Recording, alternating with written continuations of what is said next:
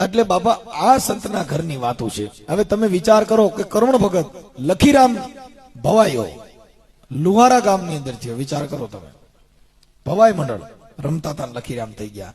દાસ હોથી સિકંદર સુમરાનો દીકરો દાસ હોથી થયા, જે મોરારના ચરણે રોજ મોરાર સાહેબ નાવા જાય અને ઈ આ દાસ હોથી એને હામો મળે, ન્યાથી મારી જન્મ મરણ ની ભે ગઈ ભાંગી. બાપુ મારી ન્યાથી જન્મ મરણ ની ભે ગઈ ભાંગી. ખાલી હામા મળે તમારા જો પૂંજ સુધરી જતા હોય, એ તમારા કાજ સુધરી જતા હોય તો એનું સત કેવું હોય છે? એટલે જેટલા ભગવાન એટલા સત જુદા. રામાપીર નું સત જુદું, રામ ભગવાન નું સત જુદું. આ 33 કરોડ દેવતાના કોઈના સત જુદા, કોઈના ભાળ્યા. એ સત્ય એક છે. એટલે ને કીધું કે બાપુ સત્યમેવ જયતે. ભગવાન બુદ્ધે પણ કીધું કે બાપુ બહુજન હિતાય બહુજન સુખાય.